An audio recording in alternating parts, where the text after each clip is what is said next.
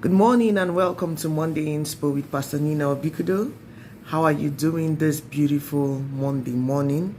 This is the day that the Lord has made. We will rejoice and be glad in it, and the joy of the Lord shall be our strength. Welcome to Monday Inspo, and I trust that you're having a wonderful start to your working, schooling, business week, as the case may be for you. Now, today on Monday Inspo, I'd like to share a couple of thoughts with you, and I hope that this does inspire, encourage, and bless you. Now, today we'll be talking about dreams, and our caption today is Dare to Dream.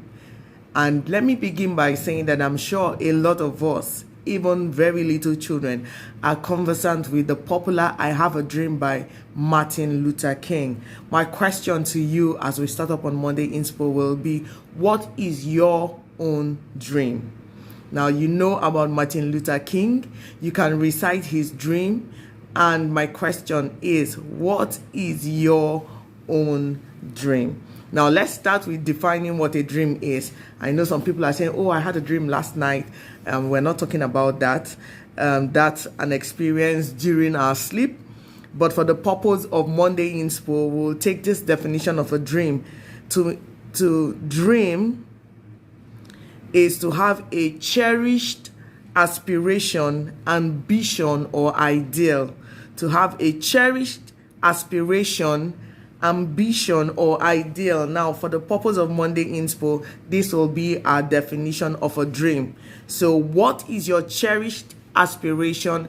What is your cherished ambition? Or what is your cherished ideal? That's my question to you. Now, we're not talking about the popular Martin Luther King. We're talking about you. So you can put your name and say, what is my cherished ideal? What is my cherished aspiration or my cherished ambition? Now, we hear of people like Joseph in the Bible. You can read that story in Genesis 39. It's the story of Joseph, and you know that Joseph had a dream. He told this dream to his family, to his brothers, to his dad, to his mother, and it looked like he was mad. It looked like, what are you talking about? Are you saying that we're all going to be under you? Are you saying that we're all going to be subject to you, you little boy?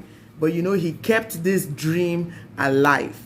He had to work on it, and indeed that dream did come to pass. So the reason why a lot of us are in a form of stagnant position is because we are not daring to dream. And then a lot of us have dreams, we have this cherished ambition, we have these ideas, we have these push, we have this knowing deep down in our hearts, in our spirit, man, that this is what we should be doing, this is where we should end up, but we're doing nothing about it. We're just sitting or even sleeping on our dreams. So this is a wake-up call to you. Dare to dream and dare to act on your dreams. Now, I've put down a couple of points I want us to look at today. The first one will be to know what dreams do for us. Dreams give us hope for the future and bring us power in the present. They give you hope for the future. Remember, it's a cherished ambition. So it must not be in the present, but it's something you're working towards. It's something that you're devoting time and energy and resources of different forms just to achieve. So your dream gives you hope for the future and brings you power in the present. Imagine that your dream or your cherished ambition, for instance, is to be the governor of a state. It gives you power in the present to walk towards that. It gives you hope for the future. You know, your tomorrow is not just going to be empty. Your tomorrow is not just going to be plain. It's not just going to be like every other day. So you are forced to move. It brings a kind of force, a kind of power into you today to work, to put in your best, to put in effort, to do something that brings you towards achieving that ambition or that goal that you have set for yourself. That's the power of a dream. Now, a dream also gives us direction. So your dream serves as a kind of compass for you to move.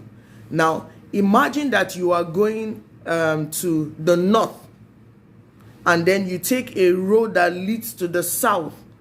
You would have wasted your energy, your time, your resources, maybe the fuel in your car, and then you end up in the wrong place at the end of the day.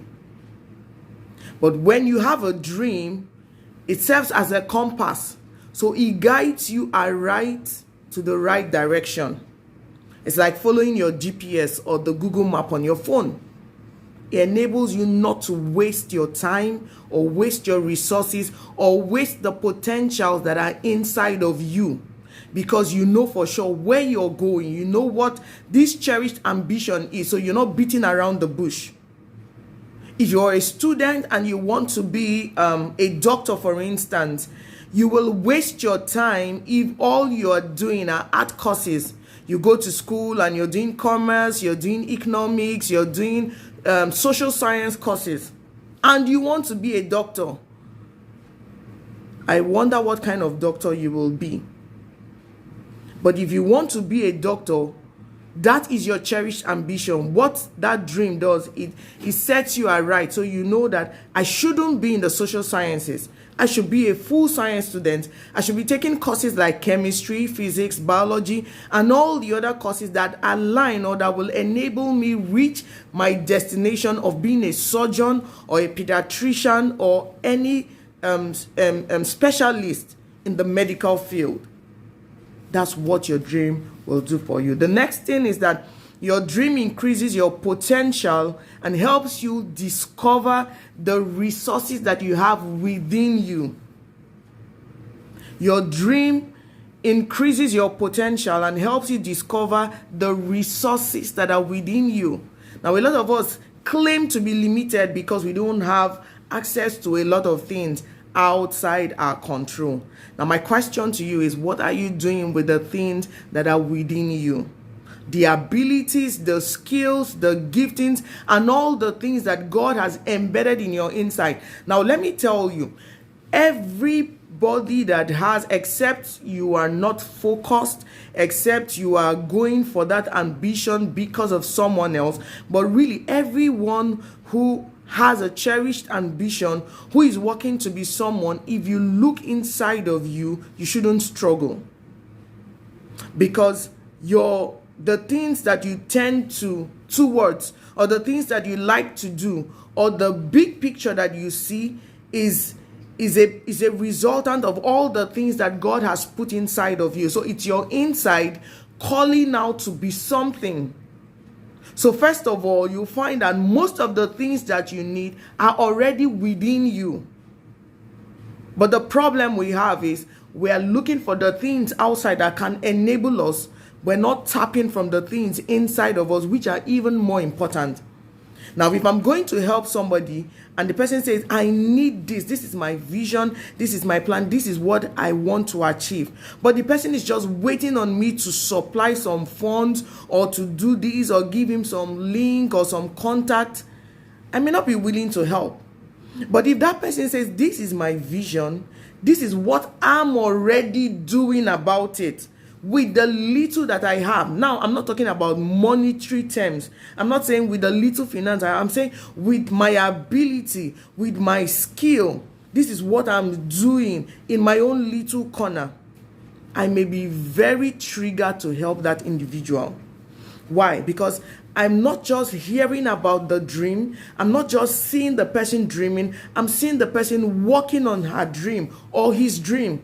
I'm seeing the person acting on that dream. I'm seeing the person trying to harness what is inside to actualize that dream. Now, that's exactly what Joseph did in the Bible.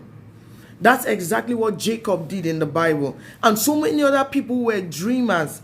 Even David. David spent his time, he had a dream, he had a vision. And that's why he could stand up to Goliath. Because he had, explored his inner strength. And a lot of things that were inside of him.